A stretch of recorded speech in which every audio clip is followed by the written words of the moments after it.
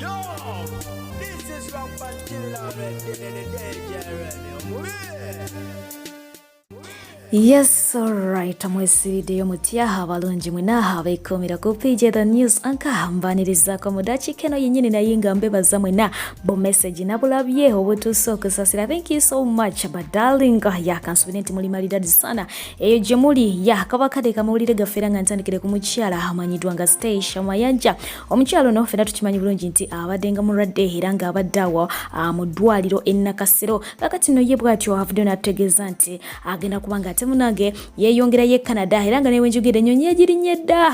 mwolekeza e Canada asobola okuba nga afuna obujjanjabi obusinga kawo. Katumusabire bwe kimu kimutambulire malidadi sana. Bwe tudda ku mwana mulenzi amanyiddwa nga Dr. Cepcho yeegulira erinnya ku mukutu ogwa TikTok nga avuma abantu. Yes, afulufiga amukuba mu mbuga z'amateeka gye buvudde kawo era ngono abadde ekitalya okumalayo ennaku 5 nnambirira. Olunaku olwaliro aleeteddwa mu kooti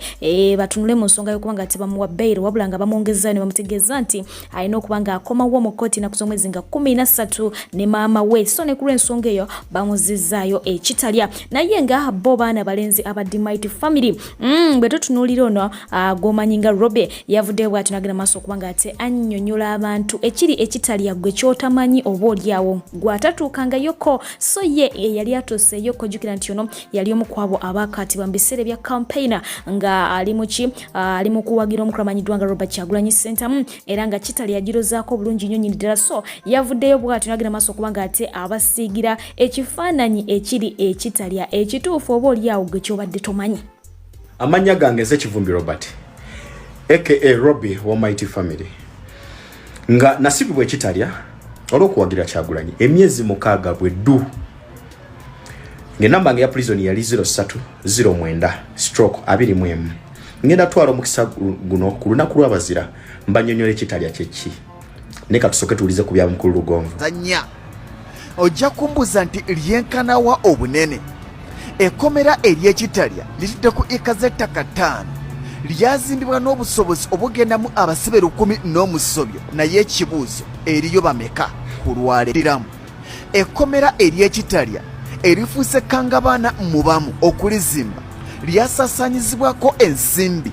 obuwumbi bw'eza Uganda 18 n'obukadde 3. Mwana wa taata oyo ye kitalya. Sebo mukulu Lugonvu kitalya gwe gy'obalanga kitalya ekyo kivundu ntaana ey'okunsi. Kitalya wodiemu elimenti okusulamu abasibe 10 wodi esulamu abasibe 300 4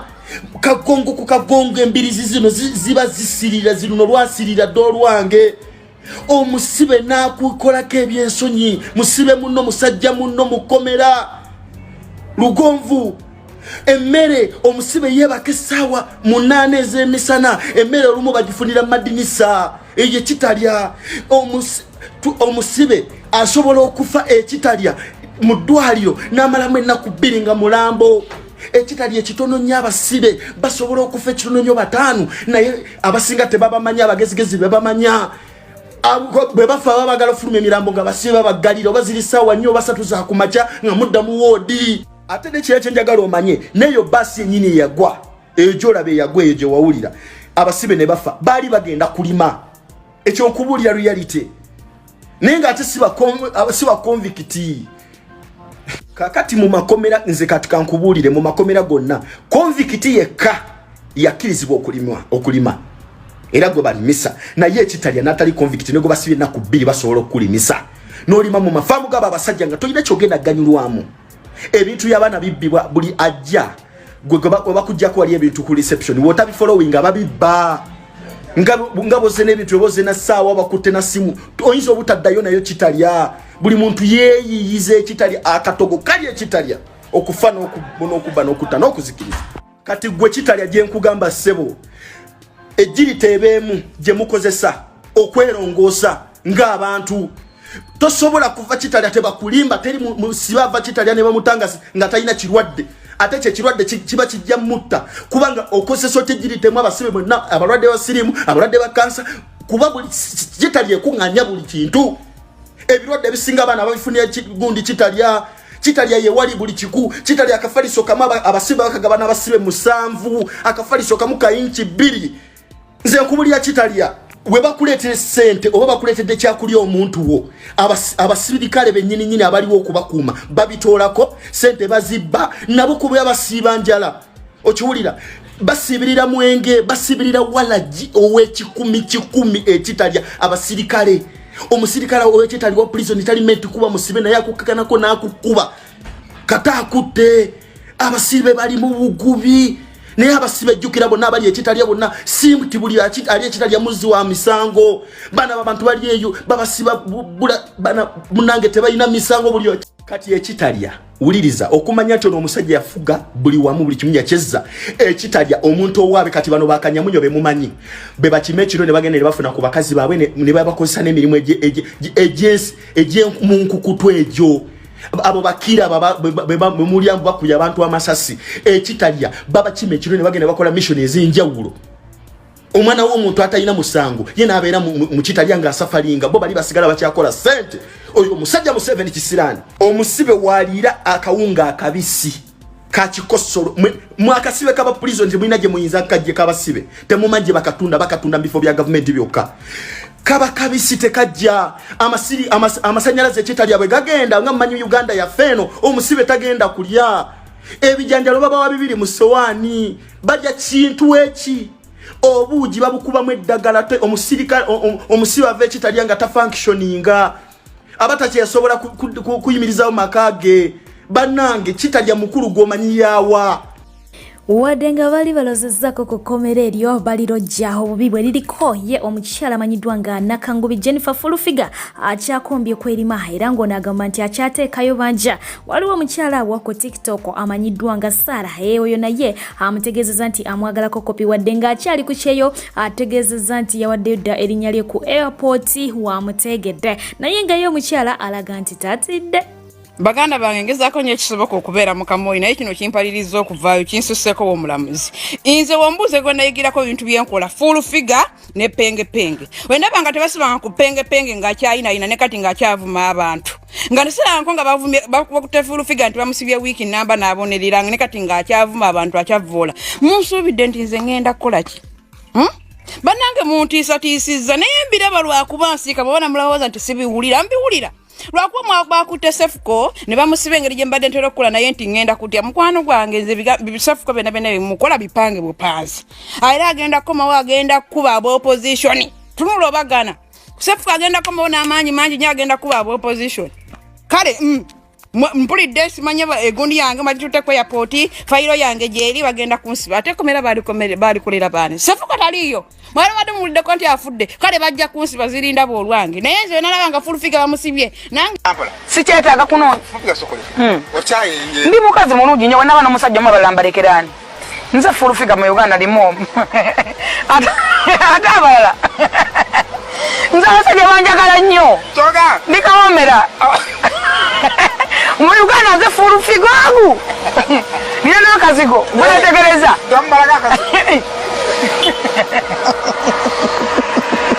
labisa kati wagase kuine biwulenge nga kino sajja kinabira kupiira aya kikulu kati monda asobola pamala tanyampa asobola sitoma wansi asobola okufuwa natayitira amaziro first of all suspect tayina supposed kwogera ali wanted omuntu eyeremererwa naye teyesobola afuuta abanga ali ku generator okunaaba alina botamunaaliza ku lupiira onaza tuleera alina kugenda kuba baasi kati omunaza ku motoka enazala wumu n'atukula alina ebbafu gyajyamu kisiraani oyo adviser tusaze Fulufiga waguze motoka n'otatugamba bukyalina okukama namala kigamba manyi bivuukamu mumanyiira nnyo wakalya nnyoko bisu bijja bigabatukana ngule motoka gambe gwani wange kiriibwa ekiti ne bano bamadafaka omuntu kati ng'omuwabuzi wa pulezidenti ku kitiibwa kyo oba olina okwanjula ebyobugagga byo makanyala ensonga bwe omanja ndi mwana wa nnyoko mmanja alina okumanya enfuna ye omanja aba ni mwana wa nnyoko nesimbako nononda ye bino ebirenzi byawa maani sirina gwempalana mukwano gwo lwasi abadde ki abuuka mbuno obufumba afuna ono ate oli ako obadde olina mwannyoko gweyebakakokko olina gw'omusuubiza oba yayagala ku nnyoko obuzibu buli luddawa biraga ki abavubuka abato byabo endowooza oli mutabani wa Lwasa oli muto toyebakanga ku muntu obuzibu buliwa lwaso mubanja olina contract naye yalina kwebaka kwomu yakwagala mwana wa nnyoko oba nnyoko gwe yebakako oba olina bujja ku nnyoko ng'ali awasiza nnyoko n'amukyawa wandibanga otondowala nga nnyoko yamwendako bambadde kubanga sigwa okola sekisi wa mukazi we naye musajja era waba ayitibwa musajja era bamuterawo entebe nti mwami akomyewo eyo omukulu amanyiddwa nga Dr. Sefco gyali essaawa eno nga ekifaananyi omukulu we bwakikusigidde munange naye okusinziira ku mbeera ebaddewo wakati wa Sefco ne Fullfigure n'abaana abalala abali ku TikTok abazze basongebwamu olunwe omukyala amanyiddwa nga Dr. Halima okunenya kwonna akolekeza ku mukyala amanyiddwa nga Adija Kigozi. Dr. Halima TikToker ate nga Adija Kigozi TikToker mulambira so nga ate mukadde ke kamu ate YouTuber yo okunenya agenze maso kubanga ate aputika omukyalo ono ng'agamba nti ye yavaako kanaaluzaala ng'abuuza ebibuuzo mbwe ebitategerekeka ebiviiriddeko abantu okuba nga ate batuuka mu makomera essaawa eno. Ndabanga agenda okusabulira wano omuntu Hadija Kigozi oli YouTuber which is good era obadde ne content omulungi naye bino ebintu byewatandise okukola ebyokuggyako abantu interview ng'okimanyi interview zigenda causinga heart ku mitima gy'abantu munange si birungi era gwavuddeko ensasagge y'abantu bano basefuko bano baani okubasiba ekyo tokyegaana watunuzanga mu mukyala Fullfigure kamera n'otandika omukemekkereza n'omubuuzabuuza ebitali mu magezi okitegeera n'avaako waya n'asiba abaana tokomye okwo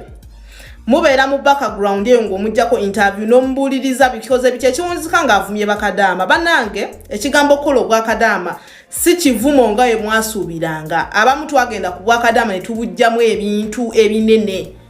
ebeera ntandiko kati n'olwekyo temumalaamu baana abo maanyi kozi bakola kyamaanyi nnyo. wewe nkobaimu abantu baidinda iganga bugirimba retro komole n'ebitundu ebiriraniewo kambandule cloud one disco ngeno n'empyaka edio kumeneddirwo balina ebyuma ebiriko mulembe byatusibwa okuva mu iwanga eri America balini ba DJ abakugu abatendekebwa mukugo DJ Farouk okuva mu Los Angeles California United States of America balina emizindalo egikuba jasaanikira kyalo kyona okwotsa n'ebitala ne disco lights edimulisa wabona buli kimwe ekikwetolo olina mukolo gwa kwandula mbaga mazalibwa oba baby shower olina political rallies street bash byonna obikwasaganya batukire ku namba yaibwe yesimu ngobita manager Faizo 07724090 oba yogera ne kabwe jumbira nkobo mu bede mwene DJ Farouk ngobita ku WhatsApp plus ndala musanvina musanvibiri itanibiri inaibiri musanvisatu toikiriza kyalo kugeya mukolo gwo bamuyise DJ Farouk mwekwate munange togenda kubanga ate wejisa bwetuda ku musumba manyiddwa nga alojja Bugingo wa Salt Media yes ne Kananilanda wali eri mu kikoni bwatyo atikiddwa ku University y'omusumba manyiddwa nga Simon Kayiwa esangibwawo emengo emanyiddwa nga Kintu University era nga bategezeza nti ono ye atikiddwa mu Theology and Integrated Studies yugira nti ono yali yatikirwako gye buvuddekawo era nga guno gubadde mulundi mulala nga akola ki nga atikirwa kedwako mukyala we Susan Makula Nantaba naye nga tubadde tukyagenda maaso kubanga ate tumuyoza amatikira munange ne fuluma y'ekibaluwa ekiraga nti bino bibamutikidde mbu byandi ba fake naye nga byonna tugenda kubanga ate twongera okumanya amazima ku nsonga eno nja kubanga ate nkulambulira bulungi nnyo nyine ddala omusumba ono yavuddeyo still nayongera okubanga ate akomerera omusumaali mu musumba munne amanyiddwa nga Pastor Bugembe yesa nagenda maaso okubanga ate mulangiranga bwatawasanga era nga agamba nti Bible gye basaba tebakkiriza kubanga ate tebakola ki tebawasa ebategeeza nti balina okubanga bawasa era n'agamba nti okujjako ng'onayagala kufuuka muki mu father kwegamba ebigambo yabyongeddeko kansoke mbikuweko ate oluvannyuma tweyongereyo omubuulizi w'enjiri ali singo ennaku 365 gambira ddala nti oli faaso ogende mu kigo naye bw'oba oli pastor you must have a wife. Amakale matandika amalala. Mwebase. Yetukiriza sibye bakiriza. Chobola baba pastors nga basingo. Bangi tebawasa. Kubanga abakiriza abatudde maaso gaabwe. Si bakiriza ba Yesu, bakiriza bambaga. Mwebase.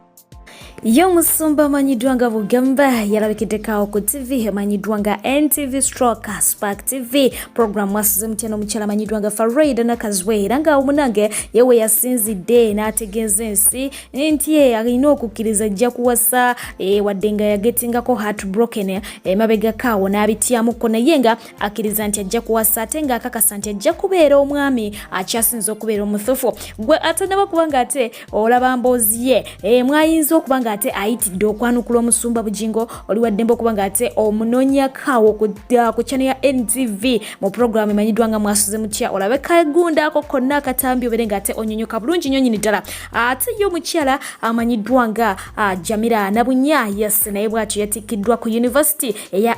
IU wali eri Embeera munange onono yakuzanyira wali eri mu Aromatic Entertainment abasinga obungi mutegeranga Vicky abamu ne mutegeranga mumanya amala gonna gatera okubanga ate akozesa mu buzannyo obwo oba mu sinema ezo so ne ku lw'ensonga eyo naye katumuyozeeze munange akulike emisomo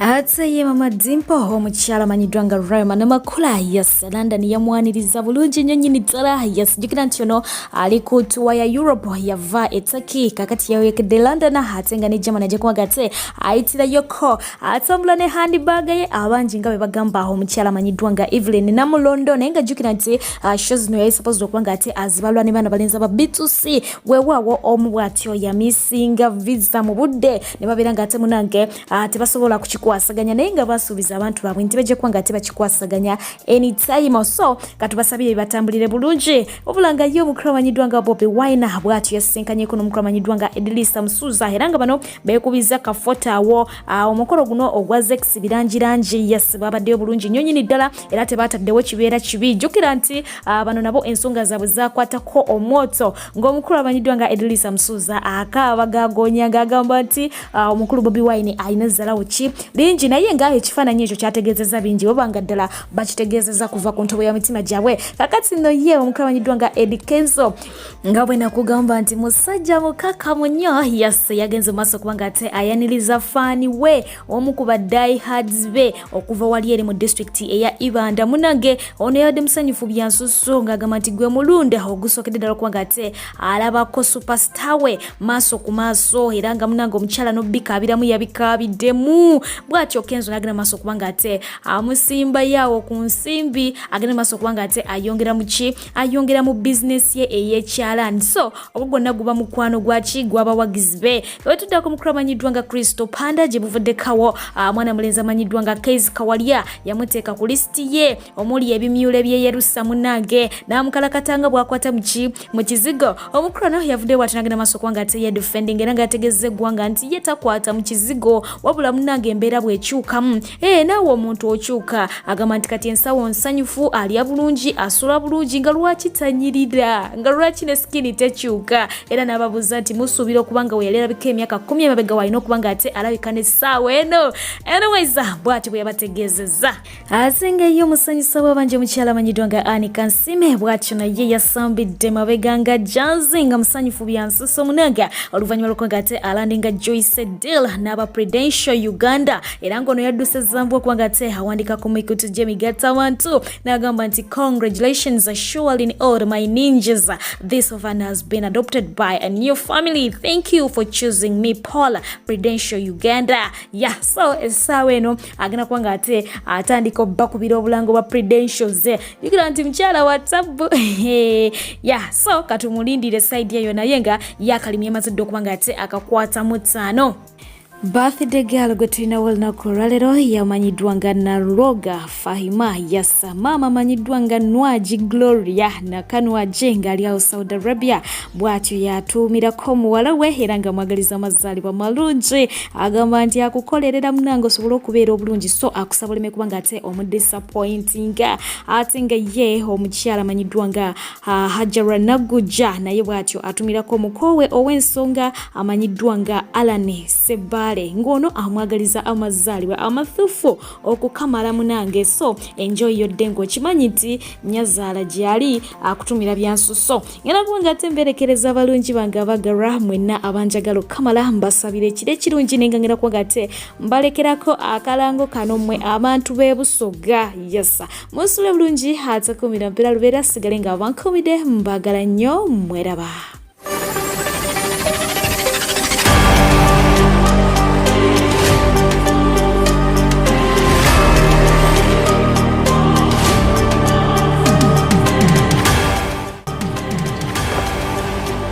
gange nize namwemba Christine Kango omwana owe Butokolo iganga ekyalo bakyeta Butokolo iganga district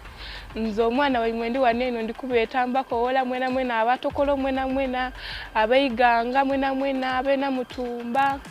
abe mayuge abachina wansa mwena abe bulamaji mwena ambeta mwide mwebonere ku Shikrangs jembeide muboneranga kubwa ku TV aye mwide mutubone ku maiso tulijja kuba ku kisaawe ekisiki tulijja kuba nga tubalaga ekitone era tubenga twogera ku n'abantu tusobole tukole ku n'emirimu awo tulongose ku mubutale tulongose kutukola obulungi obwensi. Amasina gange ndiseka Don Farida omugudusi w'omupiira ogwa netball ogwa mihono nga esawa gino ndihulomani ndihu timu ya Uganda Shikrangs national team nga ninero bategesa ati abantu mwesi omulingano omulina mutumba iganga ngena abanyola bangwangena kubanirisa olunaku olwa sabiti nge 12 kujaho baho Kisiki College ena mutumba niho bolesaho ebitone ebiri mu Uganda ndifa bana benywe abene na bene abagudulira esha egwanga lyenywe lya Uganda. Ango achan Jessica olunga tukome Shikrangs otyebino na mutumba Kisiki College tuko molongo be netball idwe me Shikrangs tyebino tuko otyelong idwe derede me bukedia soroti mbale ibinu nukede idweu inenu tuko bomito tuko kede manyira pi tuko ni be teridwe malo teridwe sukulu bianu derede inenu ni idwe me Shikrangs tuko ball mito bedo Kisiki College. Mainaga ngeneze kabendera sino omwana obuzale obusoga nkunga abakazi abakyala abaami ngaina kudo mwezi 12 gyaba ku Sunday kujaba ku Kisiki College ena mutumba mbakunga muna mwide mu supporting team eyimwe mulimu abana abayimwe bene team yayiwanga yabana babasi ba mupiira kubakunga mwide mu supporting mwide mu nife kitwidye okubayiriza chemubaide muriro okugo. I want to take this opportunity and thank the people of Namutumba for the quick response and to inform the entire public